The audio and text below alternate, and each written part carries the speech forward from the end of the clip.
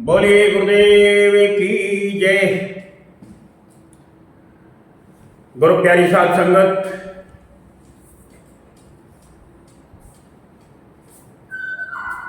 कल हमने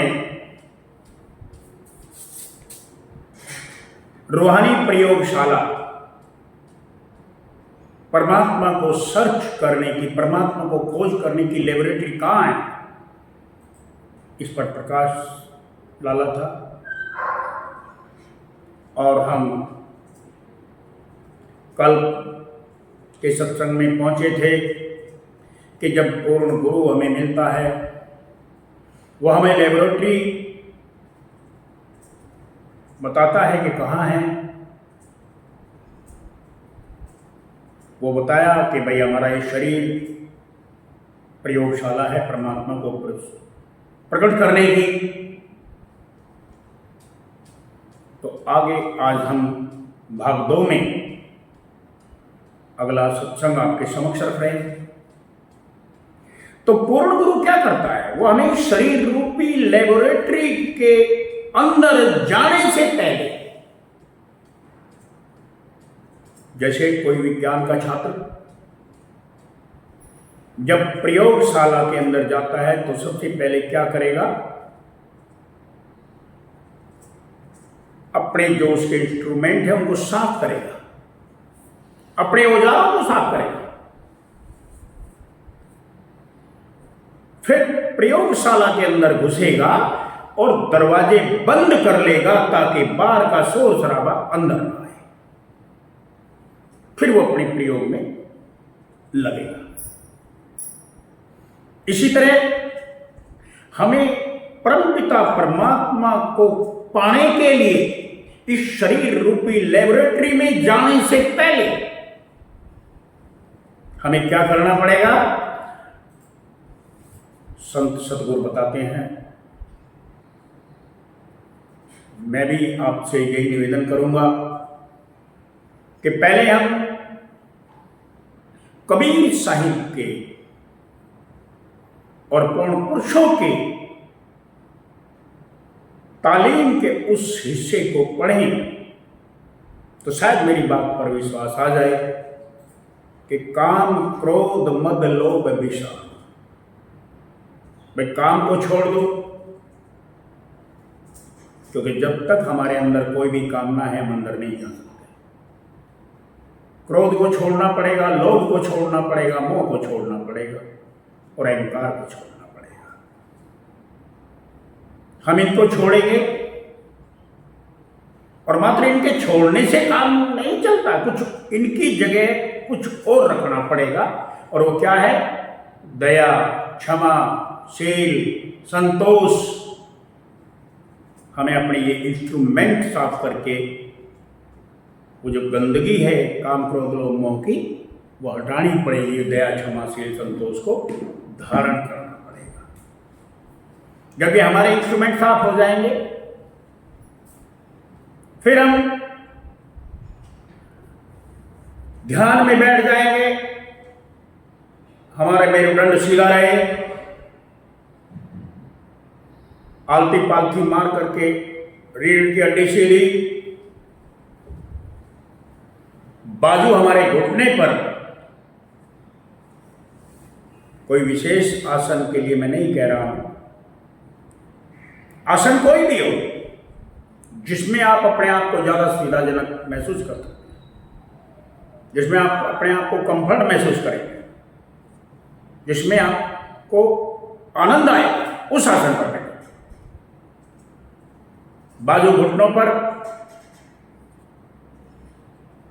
बाहर से पलकें बंद, अंदर से आंखें खुली और दोनों आंखों का, दोनों तिलों का ध्यान इस तीसरे तिल पर लगाओ। क्योंकि महापुरुषों ने कहा दोनों तिल एक तार मिलाओ, दोनों तिलों को यहां मिलाओ। क्योंकि रूहानी प्रयोगशाला है, यहां से रूह ने उड़ान मारनी है, शरीर का नहीं है। यह भी समझ लो, संतों की ये रूहानी प्रयोगशाला है, यहां से रूह उड़ान मारेगी, शरीर नहीं जाएगा। इसीलिए इसे परमार्थ भी कहा है, यानी सबसे ऊंचा धन यही है। परमार्थिक प्रयोगशाला ये लेबोरेटरी है, शरीर हमारा। यहां से हमने बैठना है, नीचे से नहीं, श्वासों की डोर से नहीं जाना हमने, क्योंकि श्वासों की डोर हम इंगला पिंगला चंद्रमा सूर्य इससे जो श्वास ले रहे हैं इनके साथ कोई छेड़छाड़ नहीं करते संत। जो इनके साथ छेड़छाड़ हम करेंगे तो श्वासों की जो आना जाना है, इनका जो प्रोसेस है, हम उसके साथ छेड़छाड़ कर रहे हैं, तो ये हमारा योग आर्टिफिशियल हो जाएगा, ये नेचुरल नहीं रहेगा। और परमपिता परमात्मा तक जाने का रास्ता कुदरती है, वो आज दिन तक ना कभी बदला है ना बदलेगा। तो ये इंगला पिंगला का रास्ता हमारा अपना योगियों का बनाया हुआ है। देखिए कैसे करते हैं, पूरक रेचक, श्वास खींचा छोड़ा, ऐसे पूरक रेचक करते करते करते करते क्या है कि सुषुम्ना का समय आ जाएगा। और जब सुषुम्ना का समय आएगा तो ये हमारा वायु जो तत्व है ये आकाश में समाएगा। अब आकाश में समाएगा तो ये पूरा खेल नहीं है, क्योंकि हमारी आत्मा 5 तत्व और 3 गुण के ऊपर है। और ये पूर्ण संतों की उनकी नजरे कर्म का खेल होता है कि जो हम यहां दोनों तिल का यहां तार मिलाएंगे तो पूर्ण संत हमें, जो हमारा गुरु है, वो हमारी रूह को खींचेगा, क्योंकि वो पहले से सचखंड में विराजमान है, सतलोक में पहुंच चुका है। वो परमपिता परमात्मा महाचेतनता के समुद्र का एक हिस्सा बन चुका है। हमारा आत्मा महाचेतनता के समुद्र का एक कतरा अभी जुदा है। ये कबीर साहब ने कहा, सब घट मेरा साइया सुन्नी से जना कोई, लेकिन बलिहारी में उस घट की जिस घट पर स्वामी जी महाराज ने कहा, खेचे श्रुत गुरु बलवान।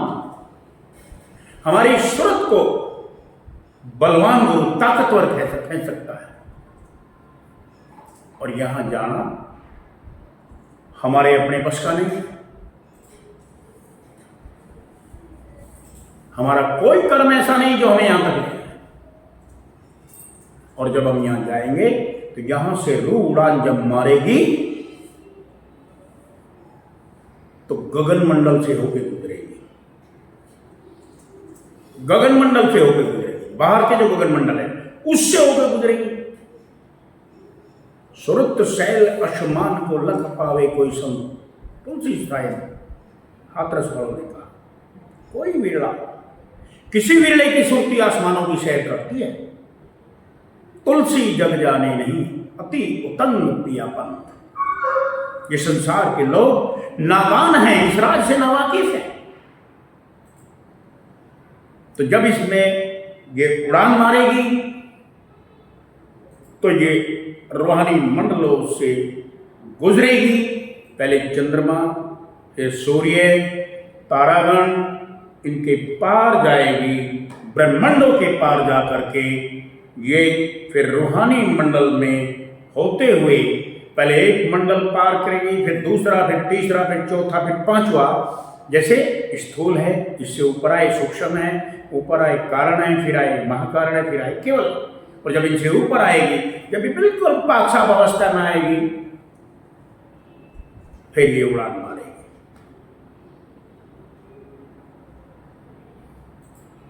तो ये इसका प्रोसेस है। तो आज के सत्संग में हम